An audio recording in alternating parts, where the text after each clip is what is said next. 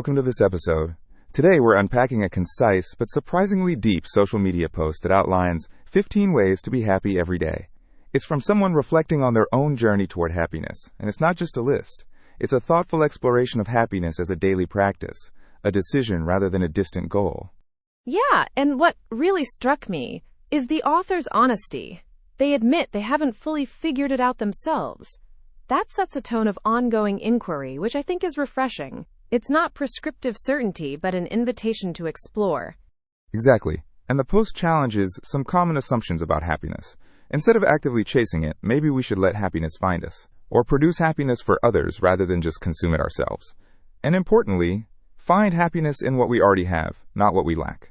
Right, and that aligns closely with positive psychology concepts like intentional activities and hedonic adaptation. The post critiques the traditional pursuit of happiness as potentially futile, suggesting instead acceptance, gratitude, and proactive mindset shifts.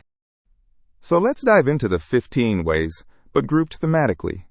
First, mindset shifts and language reframing. For example, saying, I get to, instead of I have to. Or I will accomplish instead of I have to accomplish. That subtle language change shifts perception from obligation to opportunity. And that's very much in line with cognitive behavioral therapy principles, where language shapes thought patterns and emotional responses. Also, the shift from seeking approval to self-validation highlights autonomy and intrinsic motivation, which are crucial for sustained well-being. Then there's the theme of proactive learning and small steps. I will learn, and I will take a small step to emphasize a growth mindset and incremental progress. This counters overwhelm and perfectionism by focusing on manageable actions. Yeah, and the idea of not being intimidated by a long journey is key.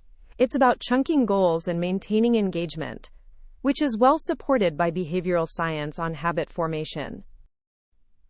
The third theme is emotional regulation and positive affect.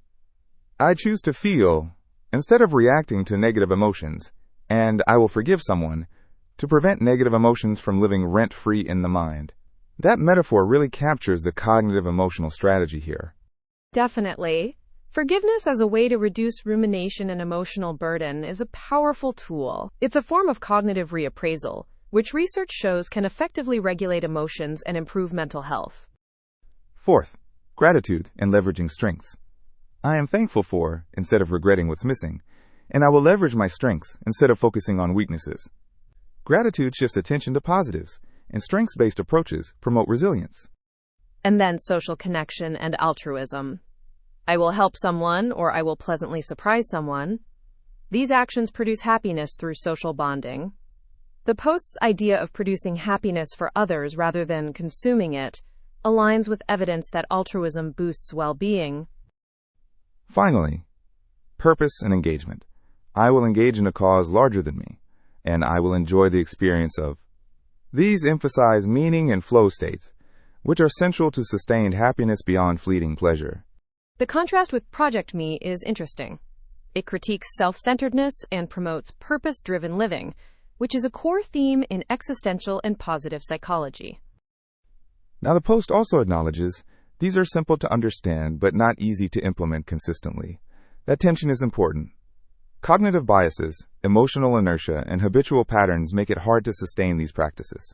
Yeah, and the suggestion to do just one per day counters overwhelm and perfectionism. It's a sustainable approach, like mental fitness. The humorous note about keeping, quote, therapist bills manageable frames these as mental health maintenance, not just feel-good tips. It's a great analogy. It reminds us that happiness requires intentional practice, much like physical health. So the practical takeaway is that you don't need to do all 15 every day.